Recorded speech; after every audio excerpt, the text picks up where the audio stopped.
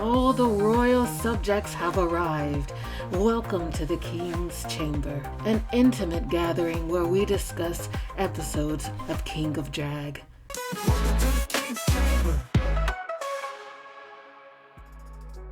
Let us go over some light housekeeping so you know what to expect from each episode. Here is the order of the day. We will begin each gathering here in the King's Chamber with a bit of savagery, the public stoning and flowering. Each episode we will play messages from you, our loyal public. Head over to our Instagram account and you can send us voice memos. You can also use the telephone number and leave a voicemail, a voice female, or a non-binary message where you will either be throwing stones or giving flowers to the kings, to the court, to the show in general, to other members of the public, or whatever you see fit. You can even do so to the King's Chamber. Do be mindful you will not be out of the reach of the chamber should you get too shady. So not too much. The next order of business in each episode, we will consult the King's Writ. This will carry quotes that the public finds most hilarious, shady, useful, or notable. The segment to follow will be What Happened? This is where I'll watch each episode with a summary.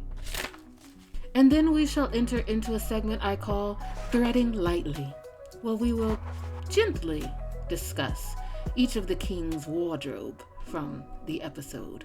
They will be ranked as followed.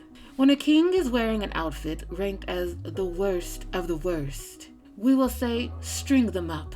When a king is wearing an outfit that is just bad or unsatisfactory, we will say off with their threads. When a king is wearing an outfit that is basic and neutral, neither here nor there, we will say it's fair weather.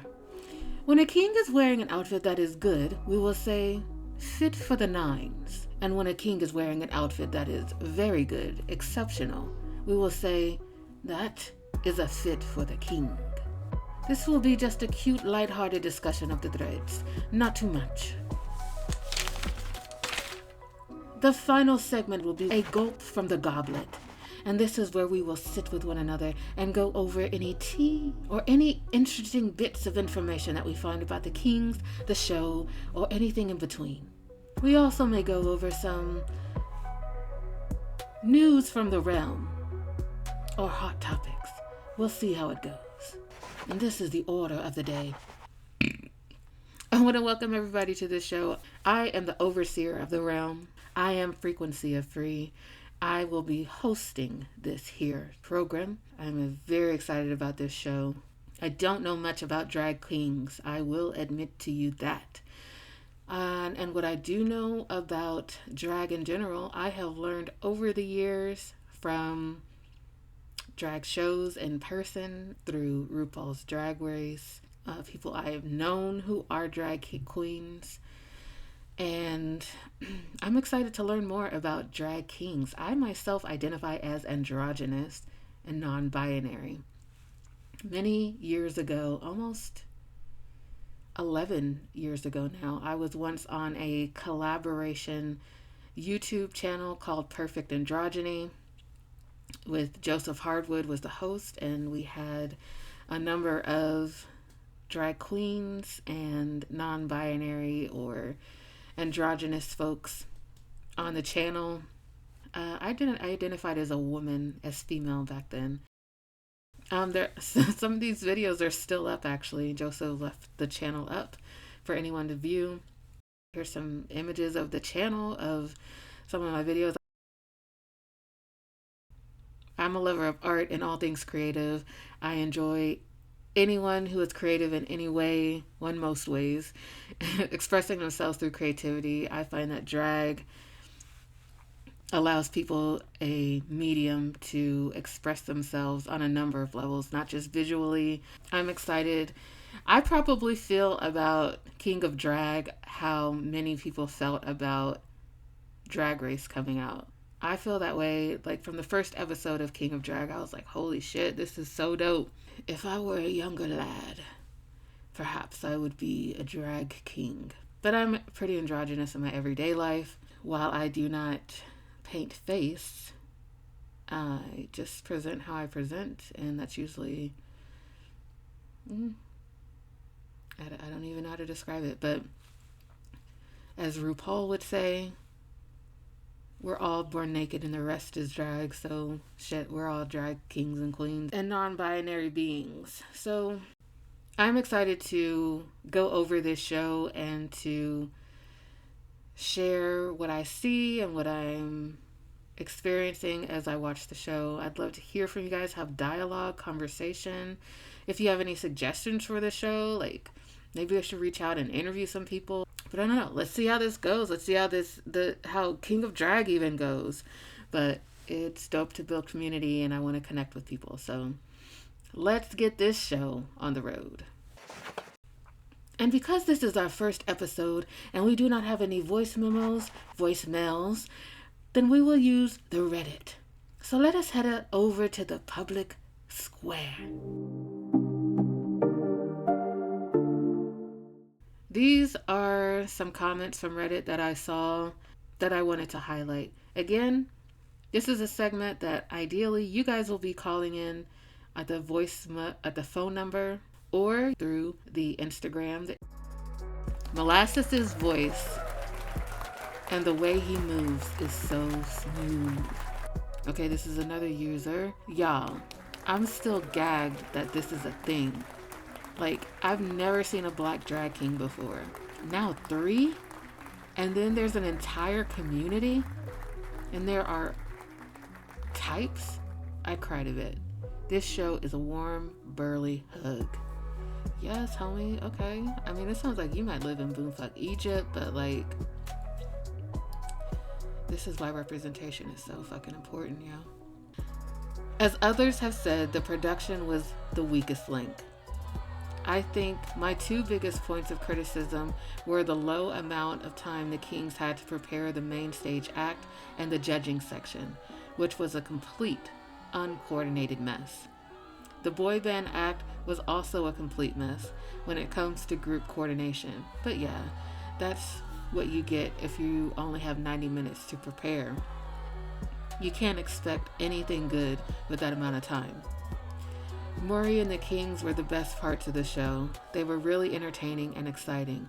The mini challenge was cringy, with like half the Kings immediately going for the crudest sexual stuff that wasn't even funny.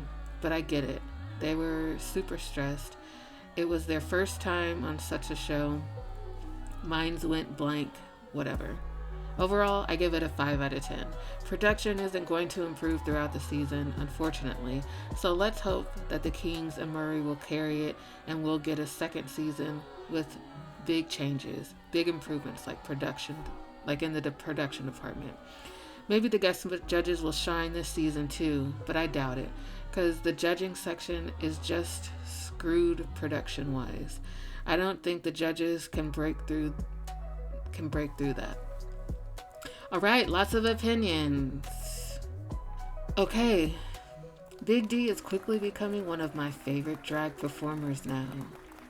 We did get confirmation that this was all filmed within 1 week. Okay, this is a comment about Team Blue Ballers. King killed it. Dick did fantastic. Pressure did great. Henlo looked great. Perka was there too. For real though, it was amazing. I've not seen enough love for Dick. He devoured it, in my opinion. Facial expressions were on. The verse was good. He brought it in the choreo. So wonderful. He and Molasses are my top 2, easily. The chorus of this one is ragged. But that isn't the King's fault.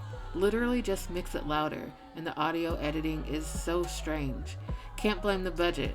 That doesn't cost extra to bump the volume in whatever program they use. I do want to state and make note that we don't know exactly what was happening on the day of and the recording and post. Like, shit happens with stuff, y'all. Like, shit looks easy and you can just say, yeah, this is how the fix is, this is what happens. But if you're not there, you just don't know, like, what is going on. Everything doesn't have to be perfect all the time. I know our society has made shit so that if anything is off, if anything's less than perfect, it's just so heavily criticized. Like, why can't we just enjoy shit for the way it is? That's why people themselves have so much trouble just doing things they enjoy because we're so critical on ourselves, because we as a society are so fucking critical. Okay. Love the first episode. I was so excited when I heard that about the show and it didn't disappoint. My one thing was only giving them 90 minutes to write, choreograph, and practice is so wild. I wish they had given them time to prep and change into something besides their entrance looks. Also, Molasses is melt face emoji. What do you think about the elimination process? This is a discussion that someone created on the Reddit. I personally think it's kind of a mess. It's supposedly a breakdance, but not really. So it leaves kings confused what they're supposed to do. So it ends up with the kings just rolling around. I think if they don't want to do a lip sync battle, do a performance battle. Make it clear what it is, a performance battle. You can emote, dance, lip sync to a song as long as you entertain. This way it'll be clearer what they're kind of supposed to do and do it their best. Yeah, I found that some people had some confusion about that last part. I myself took the instructions as each week there is going to be a different type of performance challenge for the final thrust. It's not like Drag Race where it's always going to be a lip sync. I ingested it as it's going to be different each week, and the first episode, it was a breakdance that was inspired by the infamous breakdance by the Australian in the Olympics. That's how I took it. In the What Ha Happened segment, I will be rewatching the episode and commenting, and we will find out together. Okay. This person was commenting on the crown that the kings will win. It's by Fierce Drag Jewels, where Drag Race also gets their crowns from as well. I personally think it's too girly. I was hoping it to look more like a British crown, which feels more gender neutral. But maybe that's just me. I don't get why everyone is talking about the budget. Like, have you begged and pleaded for a drag king platform? Like, you have begged and pleaded for a drag queen platform, and now it's finally happening, and everyone's just like, low budget. Obviously, yeah, it's season 1. The drag fandom is insufferable. Nothing is ever good enough for you guys. Yo, over there in the Drag Race fandom, RuPaul's Drag Race fandom, it is ruthless. It goes back to what I was just talking about. Like, any and every little thing is critiqued and bitched about, and it can be insufferable if you don't know how to just disconnect from it and just realize that everyone has their own set of, I say that, but I'll probably go the fuck off on something and people will be like, what are you talking about? We all do it in different ways. It just is what it is. Okay. Please don't pull RuPaul's Drag Race fandom nonsense into this space. It feels right to just support the fuck out of this show and its outstanding cast. Let's get through one season without starting silliness. I concur, but that's not going to happen. People will people.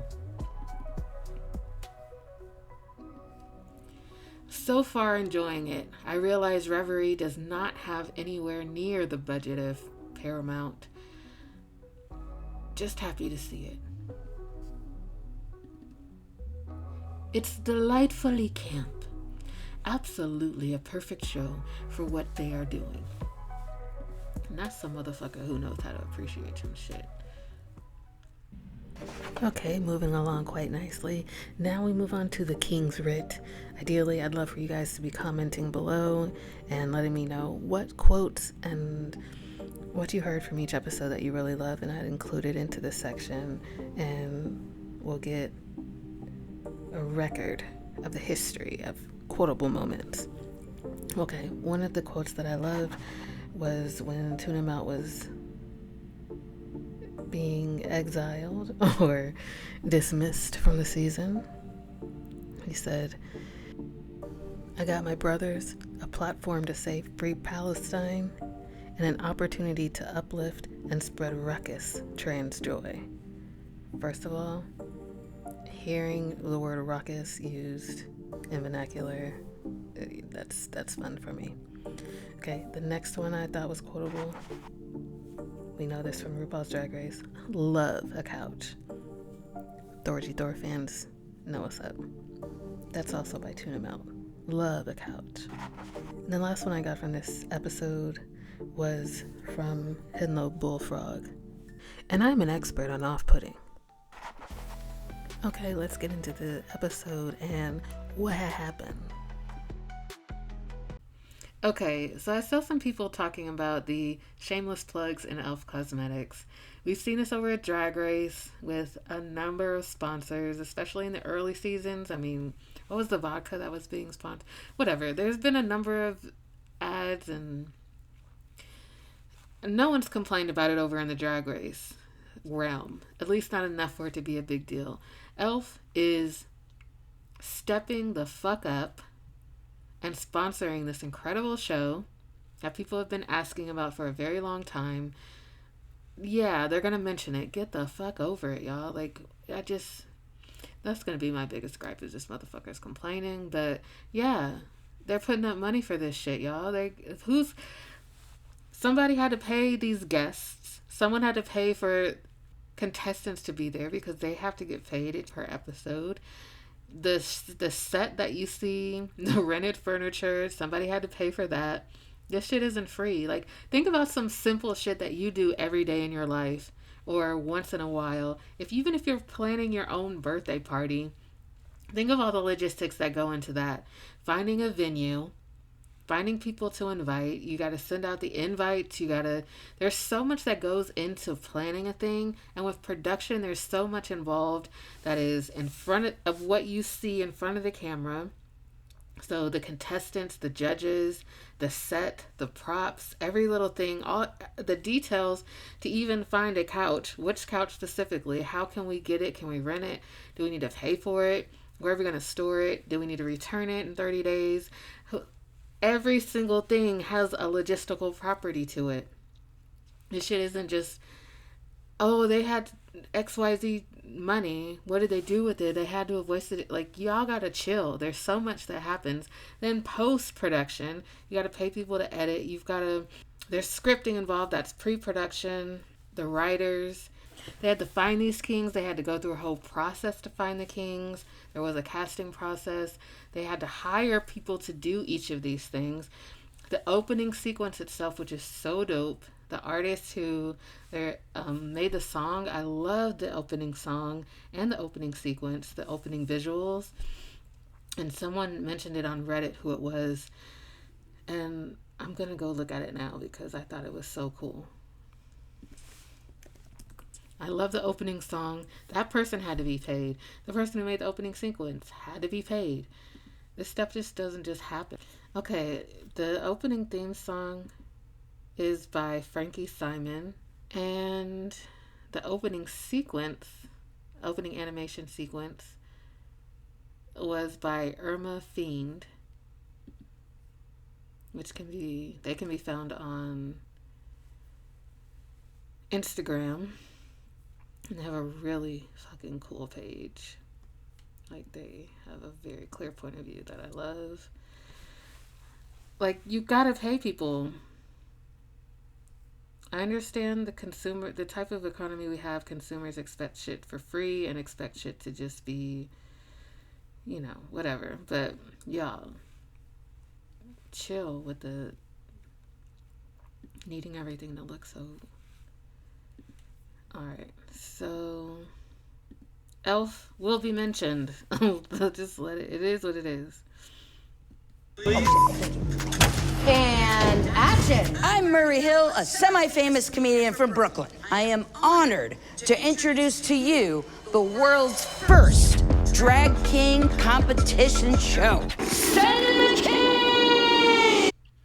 And I do want to note that it was confirmed that they did have to put in a video, like actually request and what am I saying? Like submit a video to be considered. Like they didn't just go through like, oh, you're a top king here. No, everyone had to, from what I'm understanding and from what I read, like from the people who did submit videos, that was a requirement for everyone. So that's dope to hear.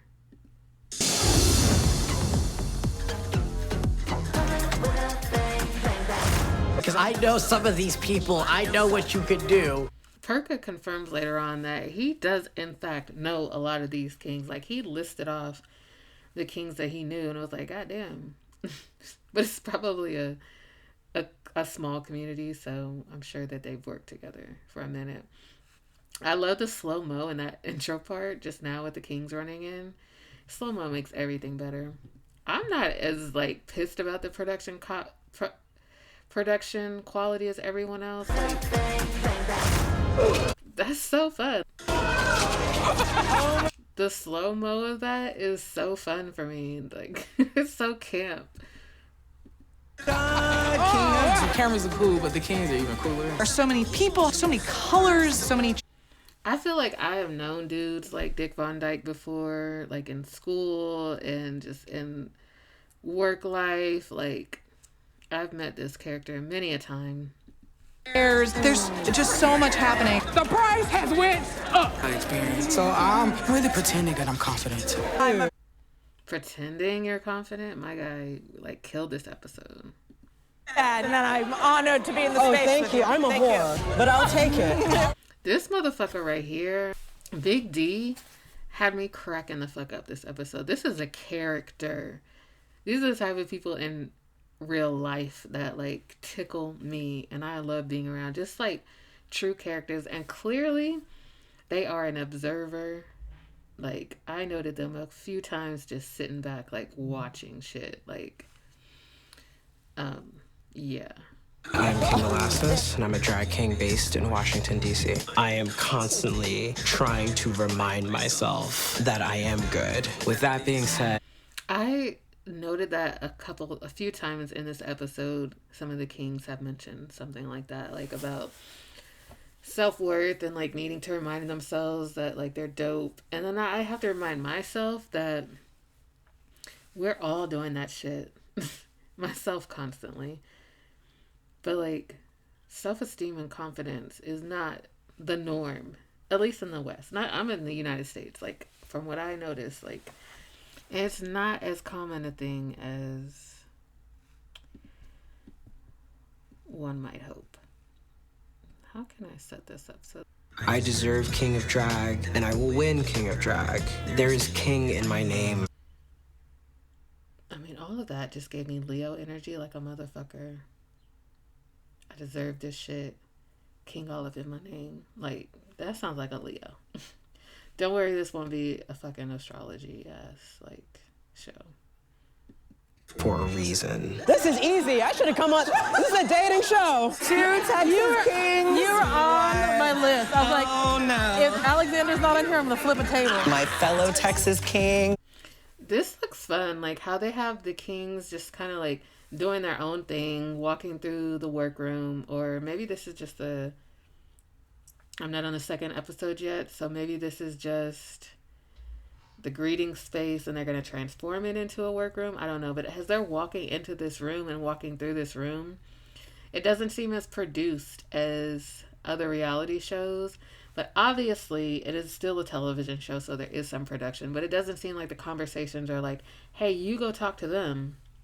You come here and say what's up to this person. Like, you know, like, at least not yet. It doesn't seem like that. Like, it seems like they're capturing this shit organically, and you can just feel the difference. I can just feel the difference, and I'm digging it right now. So far, so good.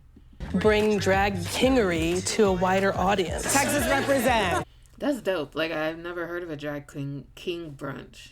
If we see this thing take off, hey. Mamá, hola, te quiero mucho. Hi. That's dope. Like, for your mom to be the one to be like, yo, this is a thing.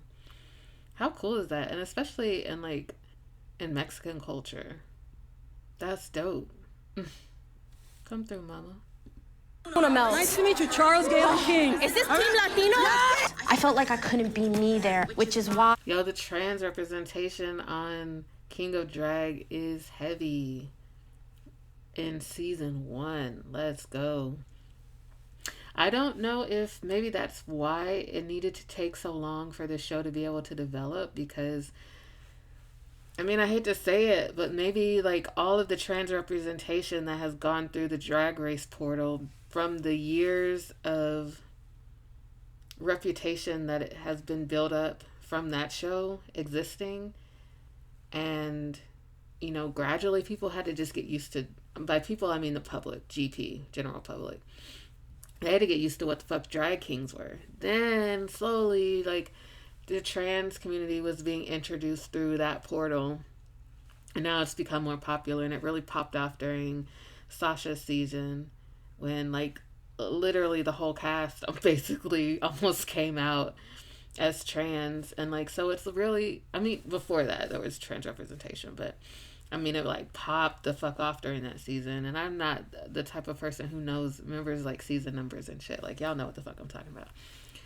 some of you. So maybe that just needed to happen first, and then we could get to this point where like the trans community could be so visible, and then the King show could come out, and because maybe that needed to happen first because of how maybe there's like a big parallel, and that just needed to happen. So I don't know. I left to pursue drag. Oh my God, it looks so good.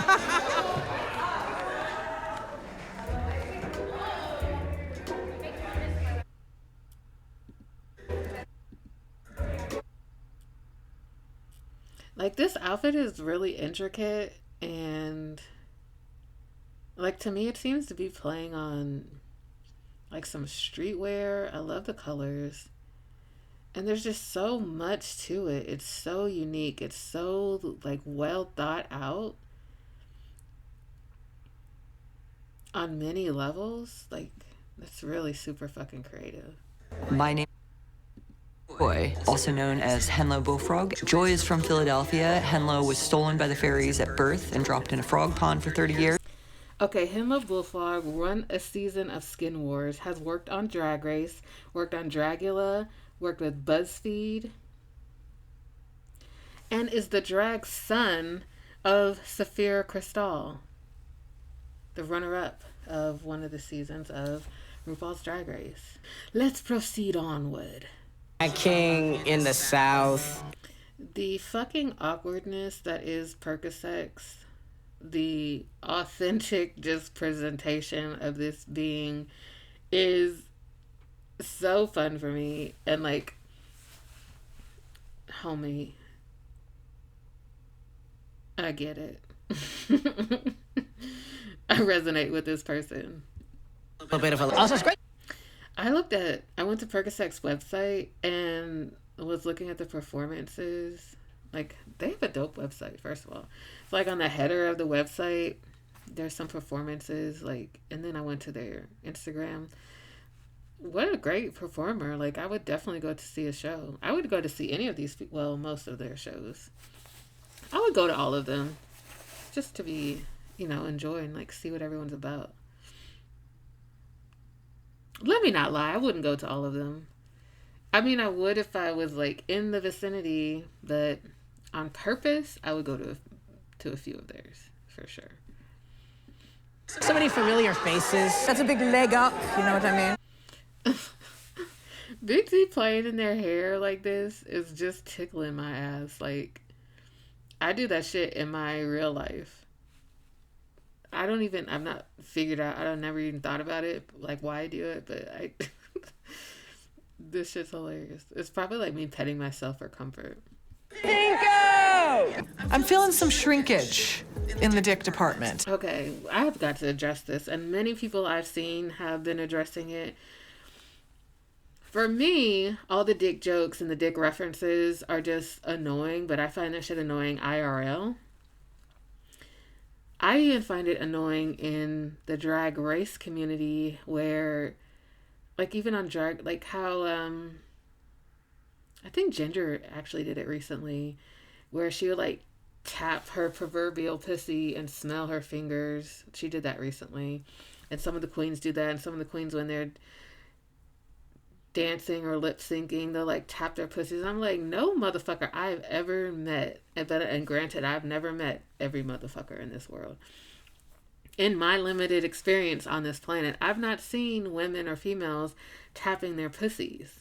That's just not what the fuck goes on. And the big breast thing, like especially the fucking like punching your breast, like that weird shit. However, it's something that happens with drag queens.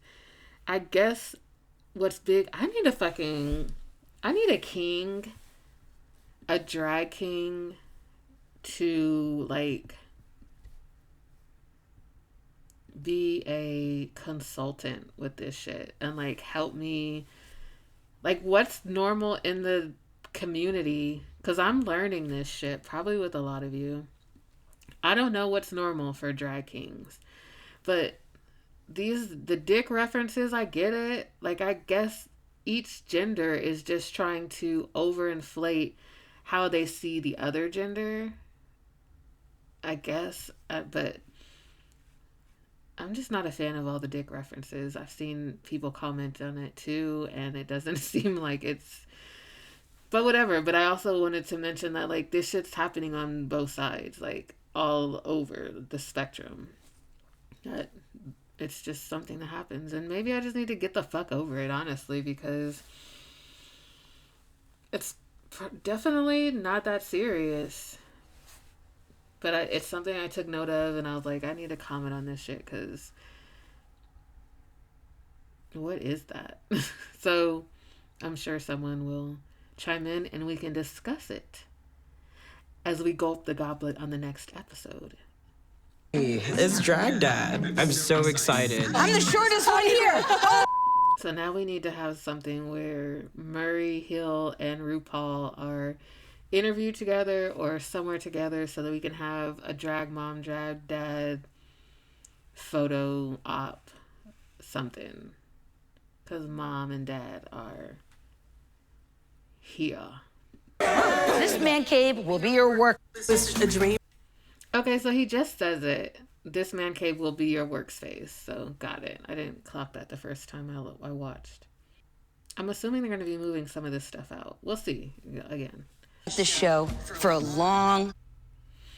There we go. A long shot of this cave. It's actually pretty big. It's probably a studio. I mean, it's clear that it is. So it's just like a little boy's room, basically. That's the vibe I'm getting. Long time. And you're gonna have to pinch me because we're finally making it happen. Come on, how many 50-year-olds were applying for this show? It's sometimes hard for me to feel like Not gonna lie, I was thinking about my age because I was like, damn, I could do some drag.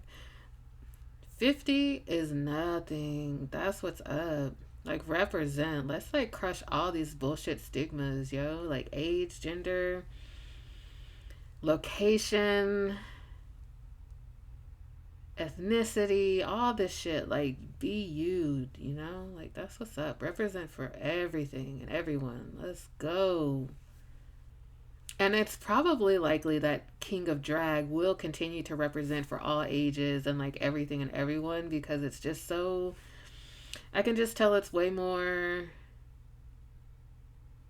They're learning from what Drag Race has done and not done. And also it's just a whole different vibe because like we know shit just runs different and we represent different shit when different people step the fuck up.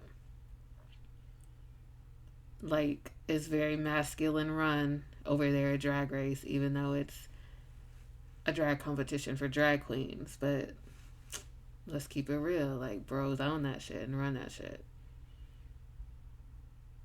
Bio bros, I should say. Bio bros are running that shit. And it looks like it, and it's coming off like it. It's still coming off very bio bro patriarchy. No, not even like fully gonna hate on it, because like it's doing some good shit. So let's just keep it moving and not get too riled up about the shits. Have a lot of artistic community, and I'm hoping to feel a little bit more connection to people who have things in common with me. All right, well, you know what, kid? You're not alone today. That's right. Going to hell. Drag has given me a real family that actually cares about me and my well-being. So when you're in drag And so now we get to see more sides of these stories, of people's stories. Like, it's not just guys who are queer who go through these things with families. Like, we've all been through this shit as queer folks. Like, maybe not all of us. A lot of us have experienced some type of othering or fear of being othered. So it's cool to get more stories. I know I've seen this over in the Drag Race community, and I am going to be comparing the two because they are together. I'm not a big part of the Dragula community because I just don't watch Dragula. I've seen it before, but I don't watch it. I've seen some of Camp Wanakiki, thanks to Alexis P. Bevels, but I don't keep up with that either. I only watch certain franchises of Drag Race because I don't commit a ton of my viewership to all of the drag that exists, but I am wanting to commit to King of Drag, so I will be comparing it to what I do watch. And like in the Drag Race community, a lot of people like get over, they're like, they don't give a fuck about the storylines, they don't give a fuck about the sob stories, but it's like, I get y'all just want some superficial stuff, but some other people want to go beneath the surface and they want to hear more about people. So it's got to be something for everyone. It can't just be what you want.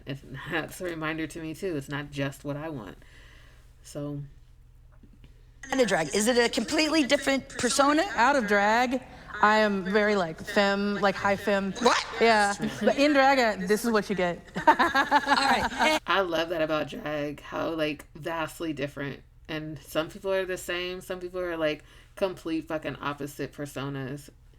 But there is definitely a persona difference. Like, I notice people who do drag, when you're just chilling with them, they're just like who they are, whatever, you know, just on their baseline personality. And as soon as they get in drag, baby, the transformation is not just a physical one. It is personality. It is legit like a transformation of a being, like a whole character comes forward. And it's really cool to witness, which is why I'm pretty sure people love to act. Why I'm sure people do love to dress up in life, like to wear a certain style of clothing, because it gives them like this whole persona and it supports that persona. Like it feeds, it helps support that persona. Like, so I get why, like, there's so much behind stuff that we just, if we do stay on the surface, we can miss it. But Test your daring, innovation, creativity, and charisma with a K. Okay, I know it took a lot of the people over at Drag Race to realize they were spelling cunt with charisma, uniqueness, nerve, and talent. And the Emerald City Kings Ball. Okay, what the fuck is the Emerald City Kings Ball? Let's all learn together. The secret is out. Joining Emerald City Kings Ball 2 weeks ago, so they knew they were about to be on TV.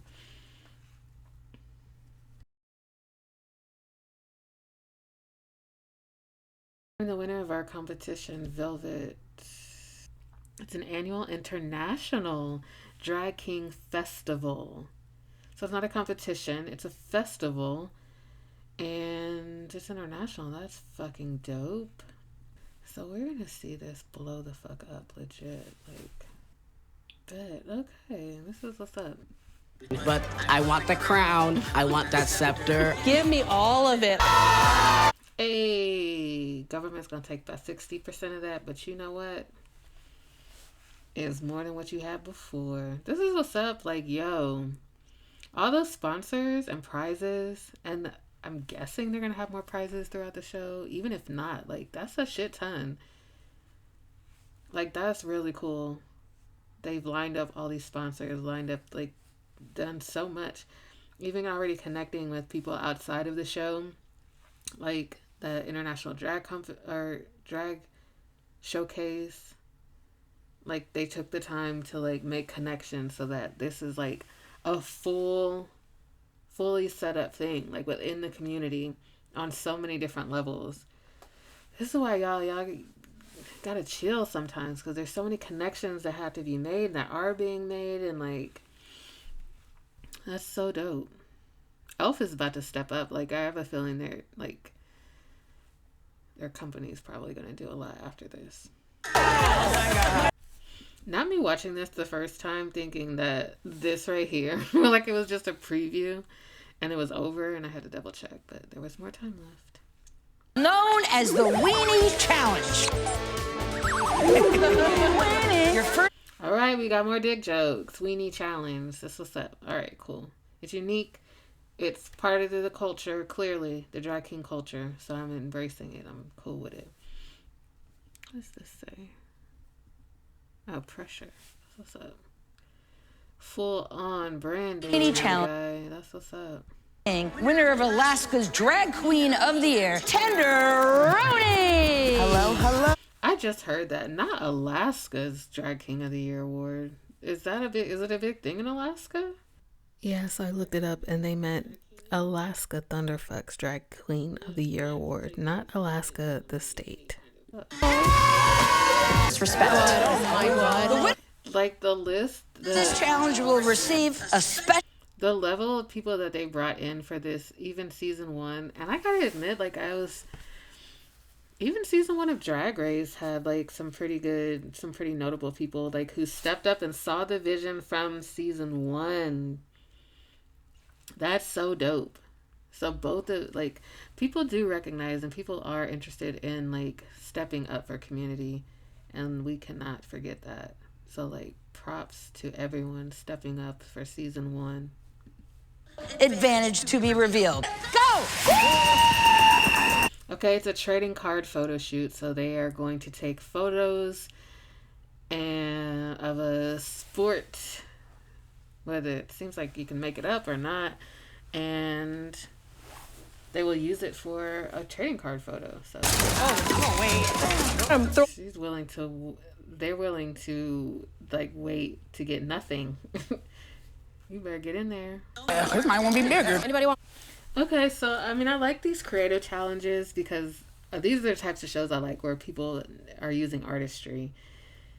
And it's not such a random challenge. So, like, it's like being creative and being resourceful. Like, can you create something from what is here in front of you? At the same time, it's to be fun. And at the same time, it's to be competitive. So, I dig it. Extra mouth guards if anyone wants. I like a lot of these personalities, a lot of the senses of humor. Okay, I found this editing to be so cool. Like, not cool, but it was fun. Like, just inserting this silly ass moment is, like, really cool. Because why not?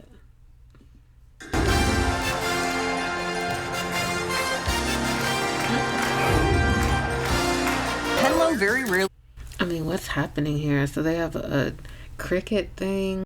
I guess it doesn't really translate for me as much because they're already wearing a lot. Like, they have a whole get-up on where it looks like they're already wearing skin that has sports wear on it. So then to put sports wear over that already looks like a lot.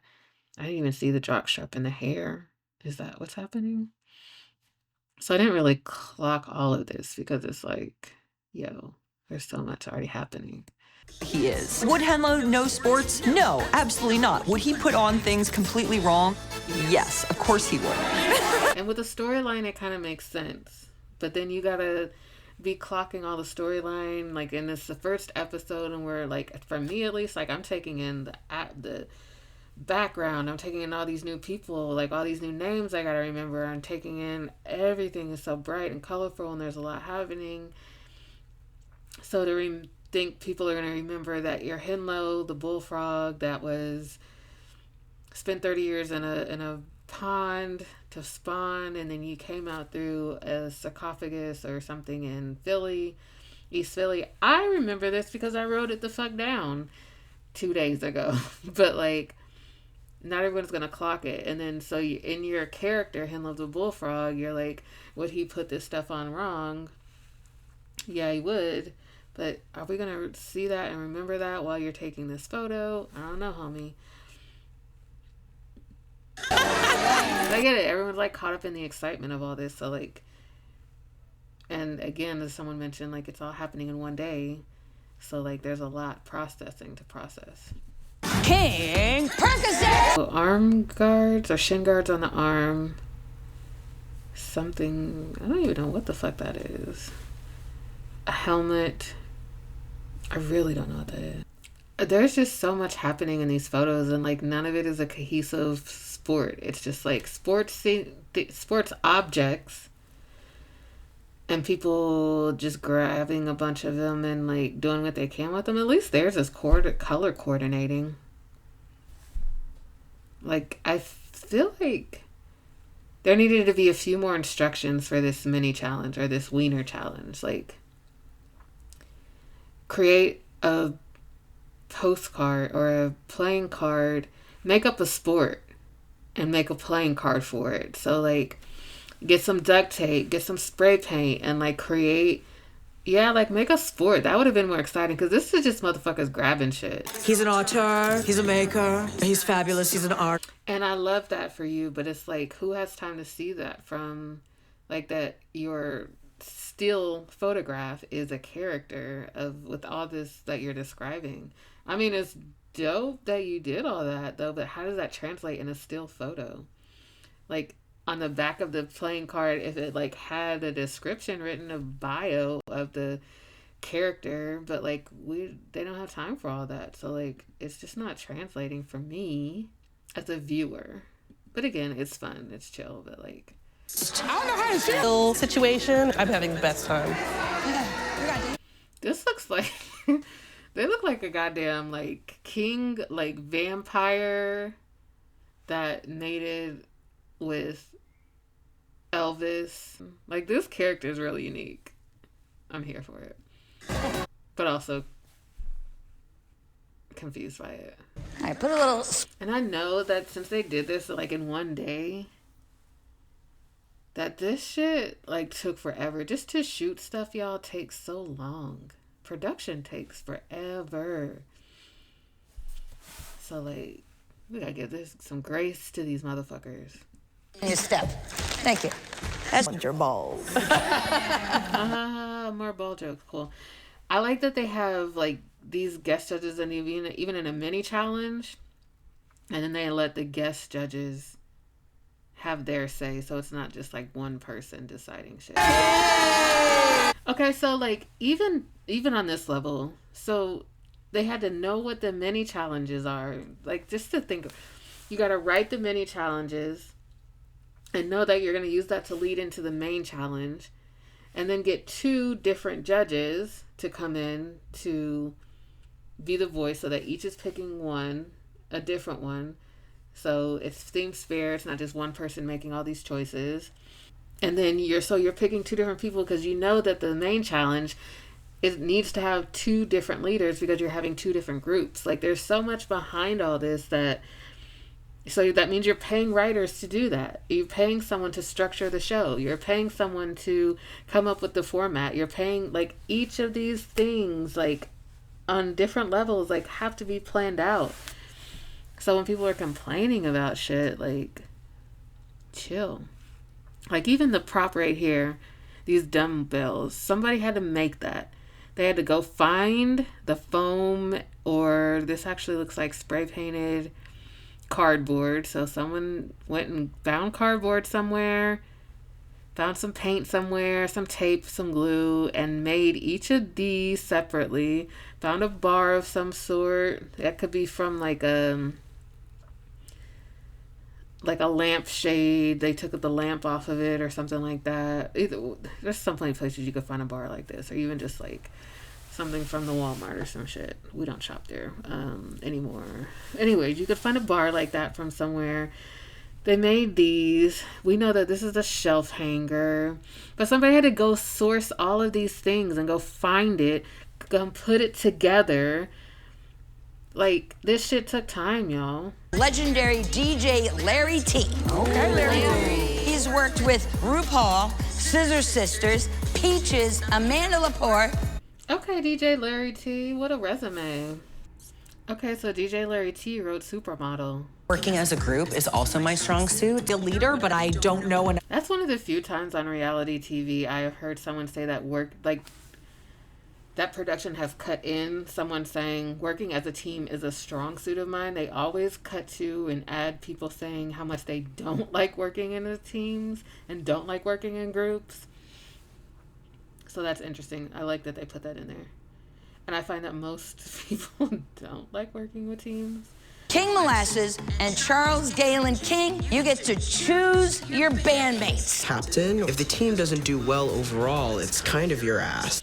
Yeah, it's interesting that the first episode they're starting with a team challenge because they don't, while a lot of them do know one another, which we've clearly found, like, that's been stated and clear. But in this competition, or in a competition show like this, it would seem that it would be better to wait to do a group challenge second, third, fourth episode once people have seen what other people are working with. So it's interesting that they're doing that out the gate. The first challenge is a fucking group challenge. So definitely interesting. Very confident in my songwriting abilities. Baby, kiss of death. Anytime anybody gets confident about a challenge, starts talking about their past and their history with XYZ talent or medium when it comes to a challenge, baby, the target is on you so fiercely. And I always know when production extra emphasizes your comments about this is my realm, this is my thing, this is what I do, baby, I know that you are about to fuck up or be exceptionally good in the challenge. I always take note of that. And it's usually shady as fuck, and the person usually is gonna fuck up. Not usually, but a lot of times they're gonna fuck up because it's become a trope. It's become a thing. If somebody's too cocky about it, show it so the people can be like, yeah. 90 minutes is not. That was it. First day, first challenge. They're letting you know it's all happening in one day. And then right here, they're letting you know it's only 90 minutes. They're giving you all the info. In boy bands. Okay, so it looks like in the boxes they are getting costumes to keep them cohesive. So they're getting colored items that are all cohesive. And by cohesive, I mean that loosely because there's some different shades of green happening. The hat and the vest things are different. The visor is different. Also some notepads. It looks like they got an iPad or a music player for their song. And like we all just like hold hands and skip and have a great time under my. So that's interesting. It's like he's like, maybe this is my time to be a leader in this group, when it was pretty clear from the point of the weenie challenge was to choose the group leader. So for Dick Van Dyke to be like, well, maybe this is my opportunity to be a leader, it's almost like, to me, not reading the room, not reading the challenge, like kind of like overstepping, like not saying don't insert yourself or don't contribute, but the leader was clearly already chosen. And unless they're failing fucking miserably, I would feel like chill and just contribute. Your time will come. But again, I know this personality type. I've seen this. Like, I've been around this personality type before. So I get that they just probably can't fucking help it. It just is what it is. If you need a rapper, I can rap. So I could do that for you. Go for it. It was like a question, like, if you guys need a rapper, like, instead of just being like, yo, I rap, I'll be the rapper. So it's like self-doubt while wanting to insert their self. I don't know. It just stood out to me.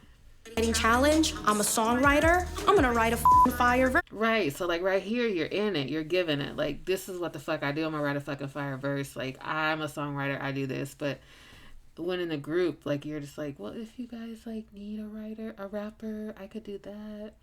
And even homie was just like, yeah, if that's what you're gonna do it. Into musicianship pretty early on because homie right here, like, is creative to the max. Like, clearly music, visual arts. She does set work, costume work, music. Like, this was that bitch in school. I know who you were. Creative as fuck.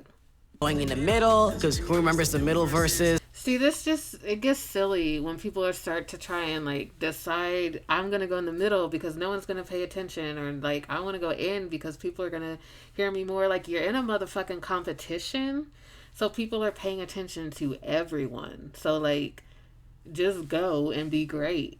Like, people do that, and I've noticed that in these competitions. It's like, nah, you're going to go, so you need to be good. Do the best you can no matter where you're at, because you're not going to be able to hide. It's going to be hilarious if we just continue the choreo and you are literally trying to get reset. That's f***ing fun. I don't know. It's a team challenge. It should be cohesive, unless, like, you're writing that into the song of, like, this motherfucker struggling, then it don't seem... It's got to translate to us. Like, us seeing one person struggling you might think it's going to be hilarious, but it's just going to look non-cohesive. Fast forward to where we just see everybody struggling now, but I'm just saying. And performance. With the fact that no one's really looking for your leadership, I just wasn't expecting to feel so small. You can react. I mean, I like the self-awareness of realizing that you are leading with other people, like with someone else who's a clear leader. It doesn't mean you need to be small.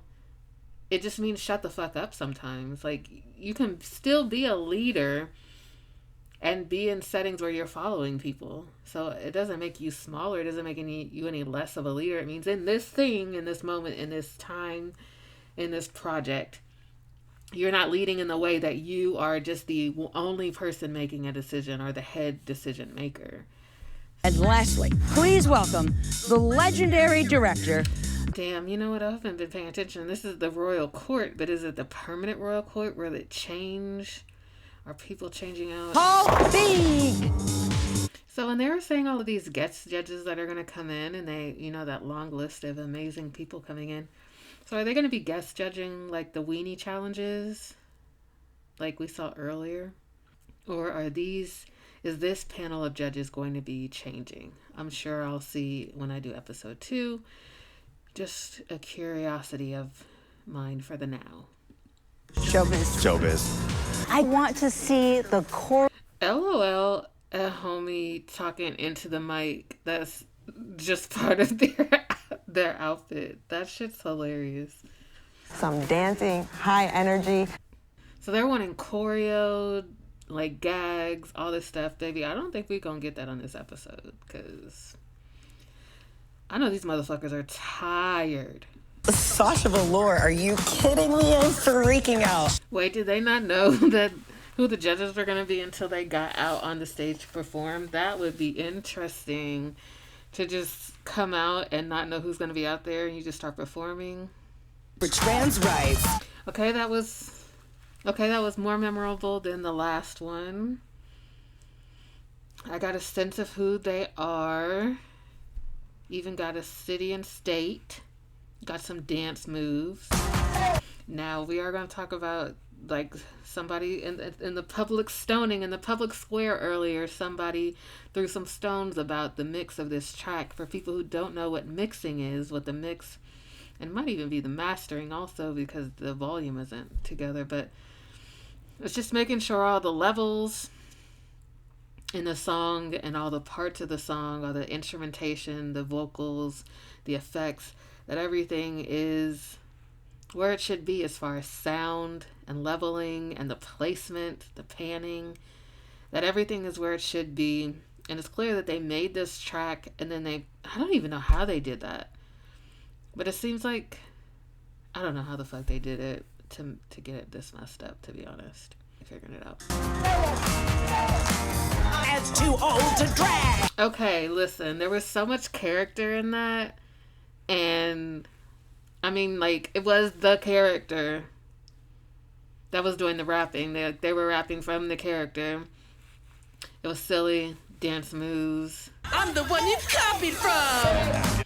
Okay, that was, I think it was just too many words trying to be said at once. Like, if we had pulled back on the words or changed the words out, you know, they would have fit a little bit better. Yeah, because it just, like, felt kind of rushed, trying to rush it all in there. Had some choreo, though. Who's stupid hungry for first blood? Like, did she not know he not know the words? Yeah. So Alexander the Great stuck out to me, and Big D stuck out to me. Tune 'Em Out and Buck Wild were not, like, on point, like the greatest. They threw that together in 90 minutes. The mix wasn't the best, but, like, it wasn't bad. They got a pretty decent sized stage. It looks, I'm not mad about it, y'all. Like, give me 90 minutes and 4 strangers. Do the choreography. I've discovered something new about. Oh, I didn't even fucking think about that. They didn't just write the lyrics and do the choreography in 90 minutes. They also had to record it in 90 minutes. And recording alone, like, to, holy fuck, yeah, okay, that makes sense. Because they were recording it, then somebody needed to go in and mix it and, like, get it all. Yeah, that makes sense. That's a lot to do in 90 minutes. That's a lot to do all in one day, you guys. Like, they did so much in this one day, and, like, wow, this is really impressive. I gotta hand it to them and their production team, like, to do all of this in a day, this episode. Like, props to these motherfuckers, all of them, everyone involved. That's dope.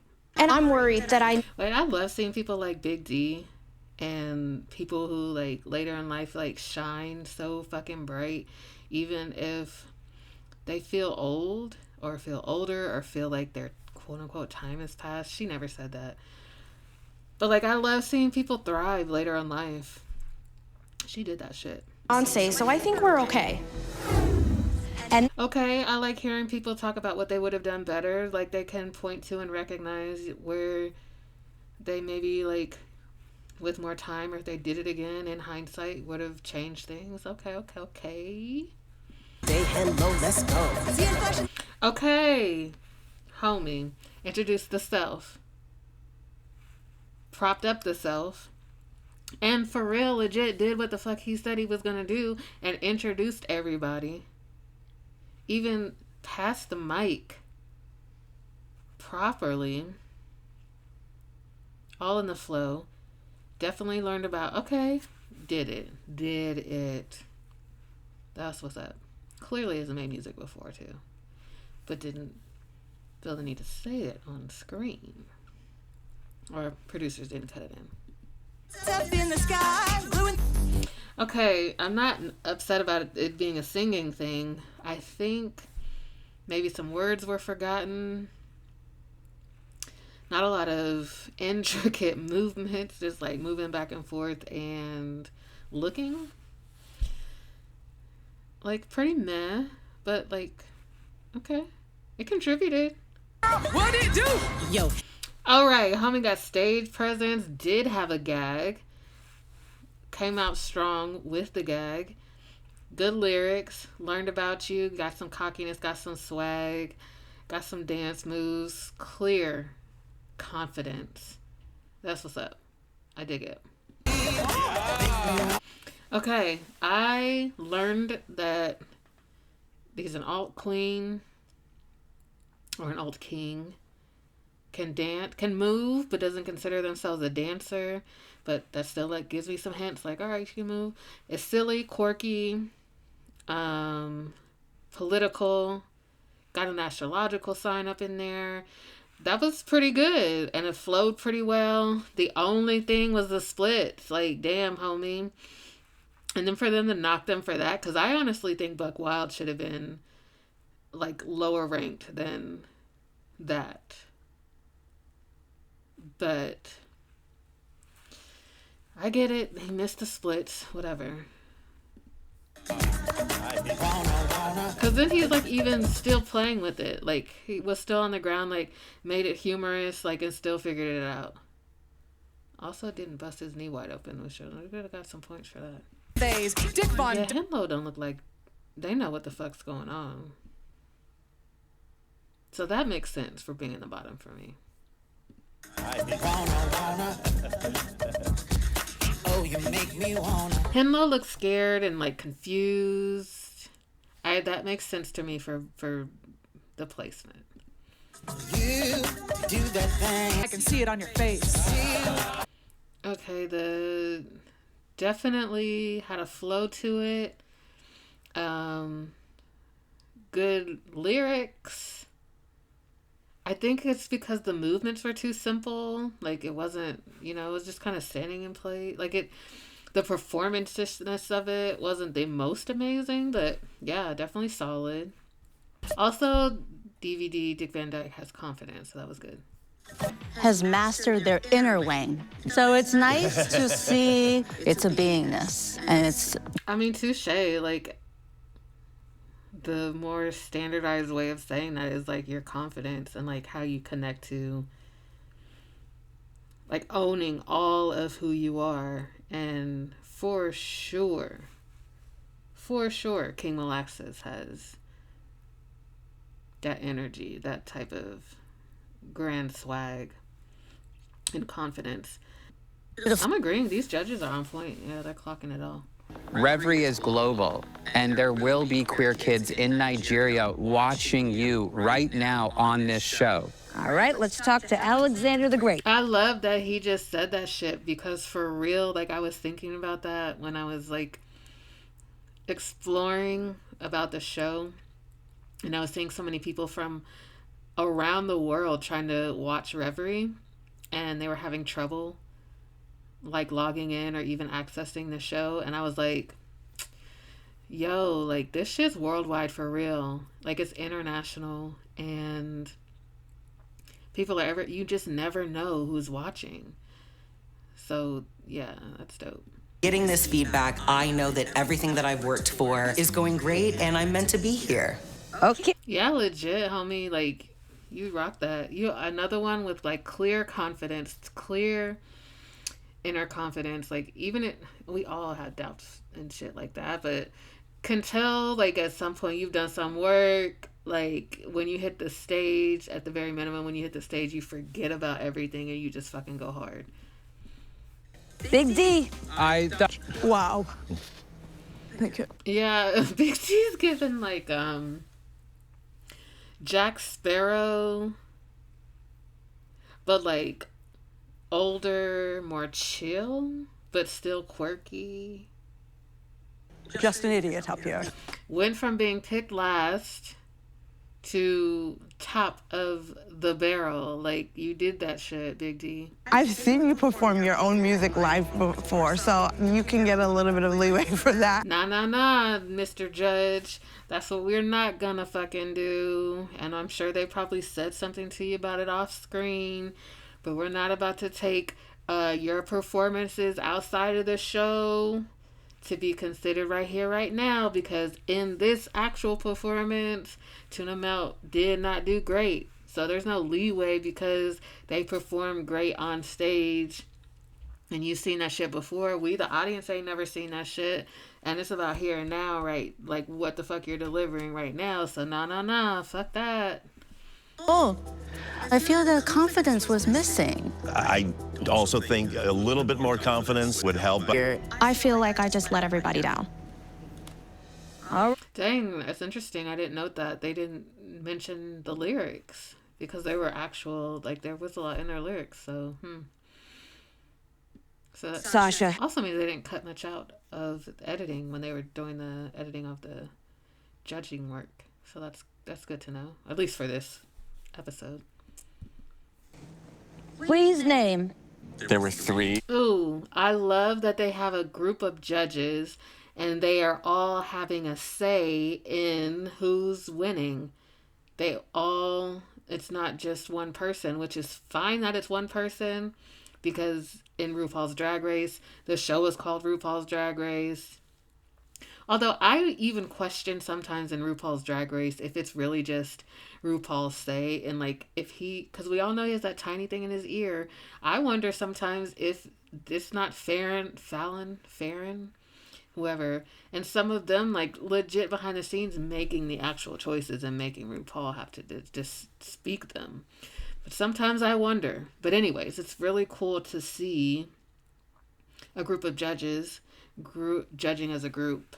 I like this because it takes some subjectivity out, or no, it takes some objectivity out of it. Wait, which one is the one I'm trying to say? Either way, it adds more voices get a say, is what I'm trying to say. I'm not a lyric writer. Damn, I really thought like they made music or some shit before. Well deserved. Was the leader of the group, and you could tell even in the dancing was like holding stuff up, literally quite at one point, like holding together the stack, like lyrics and flow was on point. I'm curious though, because they didn't show it, how the judges were talking to one another, how they were communicating with one another, how they came to that conclusion. That would be something I would be curious to see more about, because if you can tell, like the shit I talk about is more about like process and behind the scenes and like putting how things are put together. But yeah, for sure, that's a great I'm with this choice. Not to take away though, because the other two contenders, like they did great too, and if either of the other two had been chosen, I wouldn't have questioned it. I wouldn't even have questioned it if they had Pressure K up there as one of the top. I wouldn't have questioned that either. You got that. Keep swimming, tuna. Keep swimming, tuna. That shit's great. Percocet? Your energy and your performance. Okay, I watched a recent interview with Tenderoni, and he laughs like, hold on.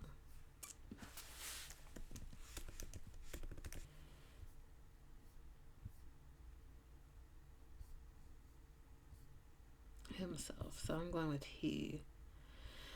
I think his pronouns, he is announced. Okay, he. I am open to being corrected and will correct. So I was watching this interview of Tenderoni recently on YouTube to learn more about him, and he laughs a lot, like when he's answering a question, and also mentioned that like he gets nervous a lot, so it's like nervous laughter, because I remember taking note of this. I was like, what? Why the laughing? Why the like whatever? And that just seems it's part of them. Like it's just who they are. It was great, but it just needed to be reeled in. Henlo Bullfrog, you are up for elimination. These two were definitely the bottom. I thought we weren't going home today. This week. My guy mentioned he was not prepared during the performance, and like I'm normally prepared, but I wasn't prepared. Like that was their reasoning that they gave, like why, they weren't prepared. Homie just said he didn't think they were going home today. Like I don't think he was ready for a lot of this, to be honest. Like wasn't prepared. Because everyone else seemed clear of what was happening.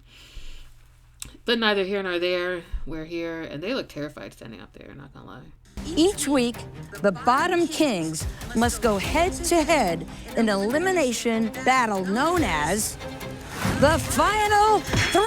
Okay, if anyone was paying attention, the elimination battle, the elimination challenge is called the Final Thrust. In this week, in this episode, that specific challenge is the breakdance challenge. They're not saying that that's what it's going to be every single week. They're saying that the elimination final thrust is going to change week to week. It's a different challenge each week, which I personally think is fucking dope, because I don't give a fuck about seeing people stand and like do lip syncs or dance. Like, I don't want to see lip syncs every single week. Not how it is on Drag Race. Like, that's just not interesting to me. Like, I want to see different types of entertainment. I want to see different things. So this seems interesting to me. And I guess it didn't just it didn't translate to them very well, apparently. Because, I don't know. Like, they could have just been really fucking stupid with it and done just dumbass breakdancing. Like, really, really, really camped it the fuck up. Which, I mean, they kind of do, but not for real. So, anyways. To get creative, put your flavor on it. And you don't have to be a great breakdancer. Get creative, put your flavor on it. You don't have to be a great breakdancer. Like, there's so many things. And I'm talking all this shit. I wasn't there. I wasn't working all day long. I wasn't creating all this stuff all day long. Then had to find out I was in the bottom. Then have to listen to all this and perform while I'm tired. Yeah, so it's easy to say some shit, but to be there doing it, real different. Win, but we must be entertained. Drop the beat.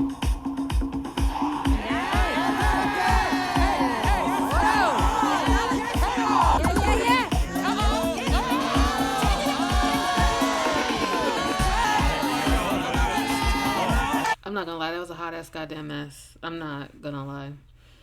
There was more like break dancery from Henlo, I guess. But then Tuna Melt did some too after Henlo did some. Neither one of them had a ton of them. I don't know. This would have been a double elimination. But also, it might have been a double Shantae, because it would have been like, you know what? We just started this shit. So, like, 2 people going home next time. I'm also deep in, like, Drag Race stuff. Like, why am I saying that? Like, that's what this is going to be. But yeah, neither one of them were truly impressive during that, but also it was a long ass day. Props to both of them, because I know they both want to be there, and they were both like kind of probably confused, like what's going on, and they both want to stay. So props to them both. Who else to stay in the competition? And I like this part too, because each judge is getting a say. I really like this. Henlo. I'm wondering if they're going to change up the order of when they do, when they do this part. If the final say judge is going to be different each time. You, Tuna, like, it's not the end, homie. You know, like, you got exposure. You got, like, people know who you are now. It's just the beginning, boo-boo. Don't even worry about it. I'm going to go listen to your music. Ceremony? That's kind of cool. Everybody standing behind the person who's leaving. That's dope. Is the dubbing ceremony supposed to be the 2 shoulders? Or I just watch too much TV or movies?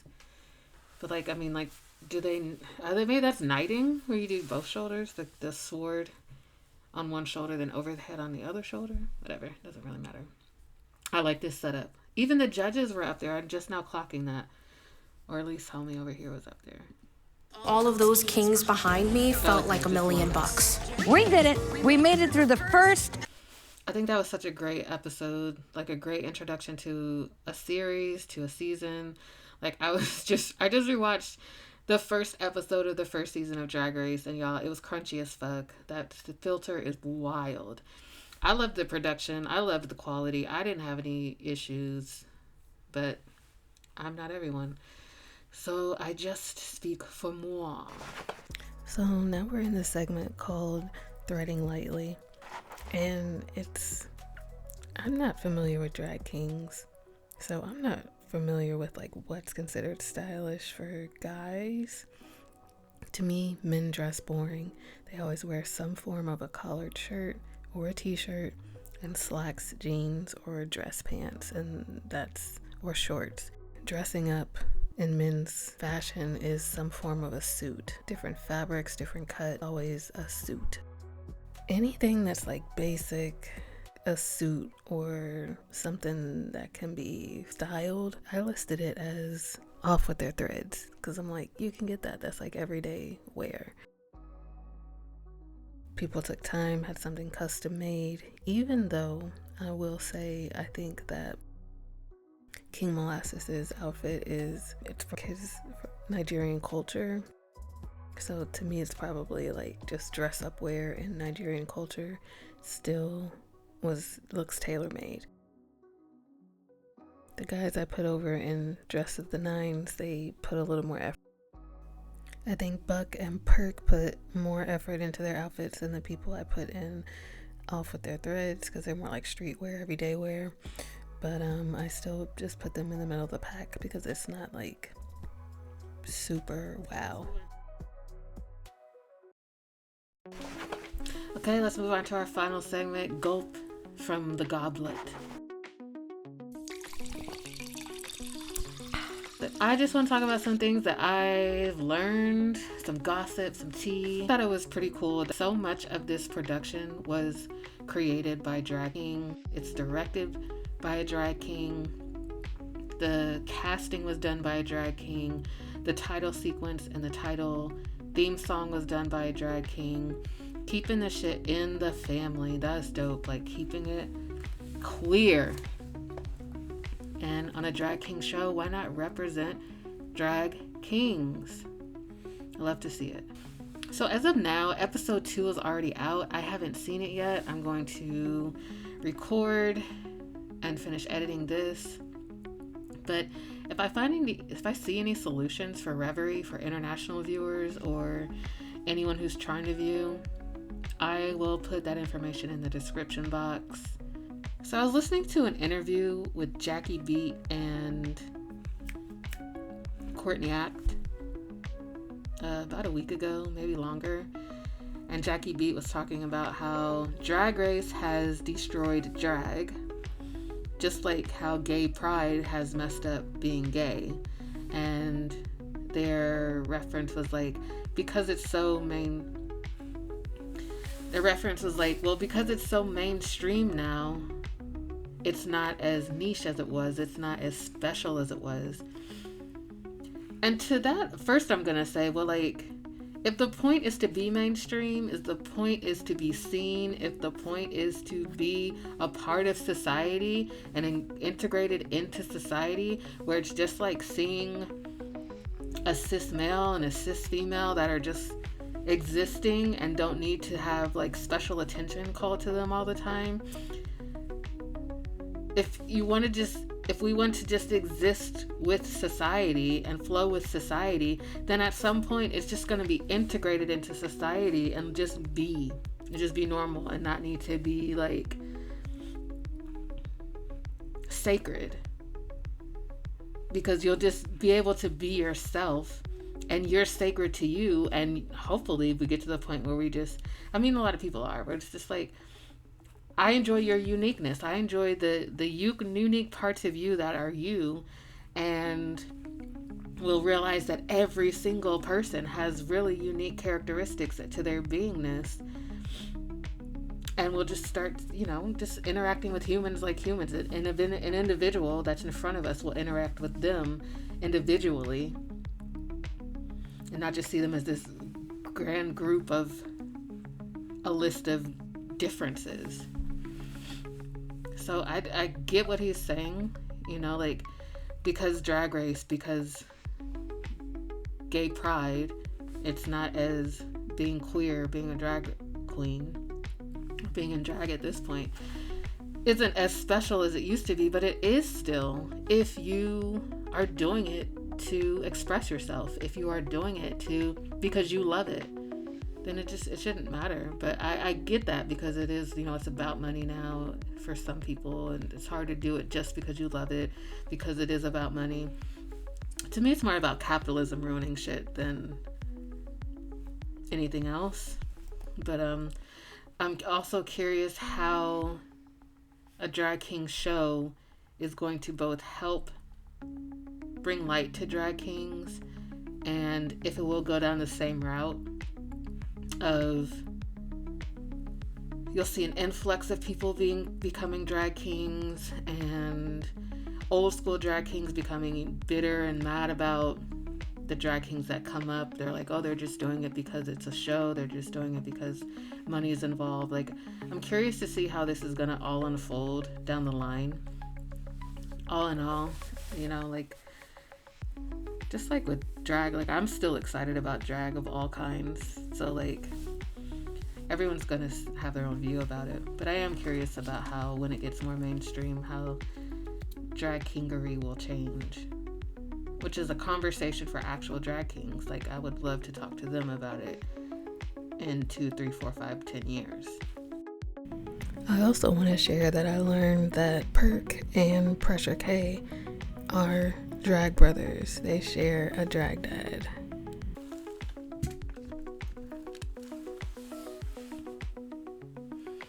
Don't forget to find me on Instagram and leave me a voice memo for the public stoning and flowering.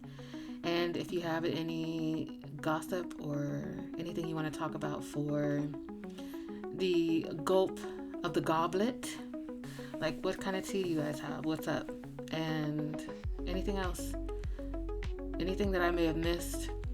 I know for sure you'll tell me anything that I've missed or anything you don't like or do like, but like, hit me up in the comments and let's have conversation. Until the next episode, I shall see you later.